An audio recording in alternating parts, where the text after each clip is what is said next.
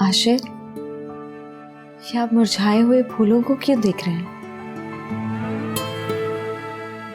देख रहा हूं कि फूलों की जिंदगी कितनी मुख्तसर सी होती है। हाँ, वो कहते हैं ना कि जिंदगी फूलों की नहीं, फूलों की तरह महकती हुई होनी चाहिए। तुम ज्यादा खूबसूरत हो या ये वक्त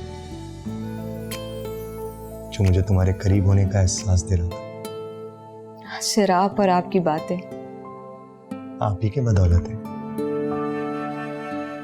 अक्सर लोग शादी से पहले रोमांटिक होते हैं, मगर शादी के बाद बदल जाते हैं।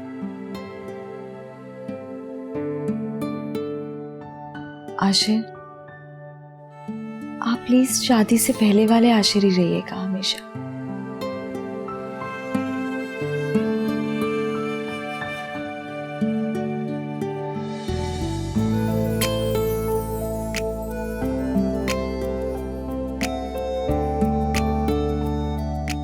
हालात के तकाजे चाहे कुछ भी हो, वक्त की रफ्तार चाहे कितनी ही तेज क्यों ना हो जाए,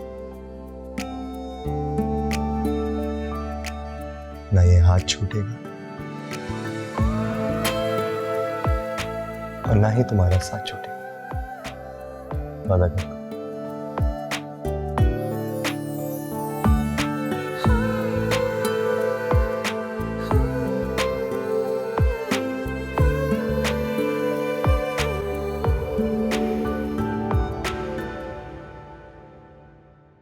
नफीसा खाला, अरे रहने दो, कुछ खाने को दिल ही नहीं चाह रहा।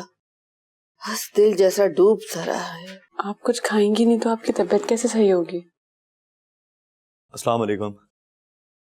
वालेकुम सलाम। अस्सलाम वालेकुम आंटी। कैसी तबीयत है?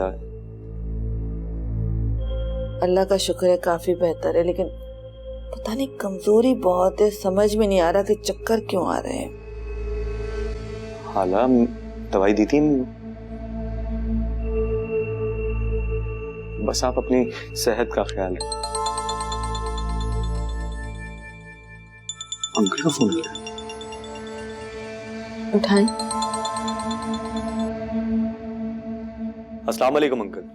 वालेकुम अस्सलाम। क्या हाल है आशिर बेटा, ठीक हो? अम्मी की तबीयत कैसी है? अल्लाह का शुक्र है, अम्मी की तबीयत अब बहुत बेहतर है, घर आ गई हैं। हाँ, आप तो जानते हैं ना, घर का सारा काम करती हैं, थोड़ी वीकनेस हो गई थी, तो अल्लाह का शुक्र है बहुत बेहतर है।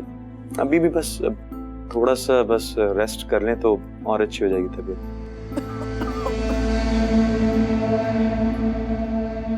और सारा कैसी है? सारा अल्लाह का शुक्र है बिल्कुल ठीक है। आप बात करेंगे? हाँ बेटा, बात करा दो मेरी। अस्सलाम वालेकुम बाबा।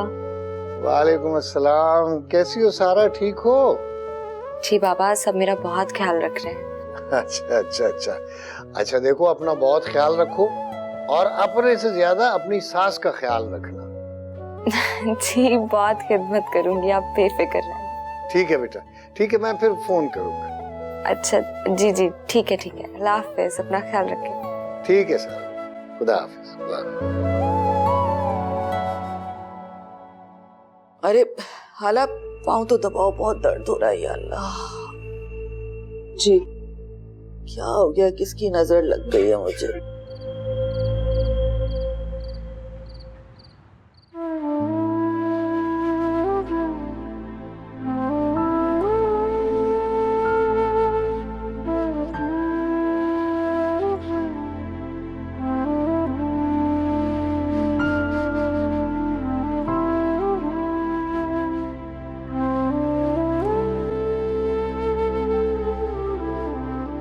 खाना लाओ आपके लिए।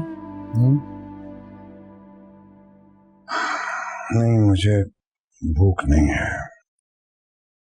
मानी भी अभी तक नहीं आया, रात को देर से आने लगा है वो। आप थोड़ी सी सख्ती क्यों नहीं करते उस पर? उसे समझाएं ना कि पढ़ाई की तरफ तवज्जो दे। ये आशिर की माँ कुछ अजीब सी बातें कर रही थी।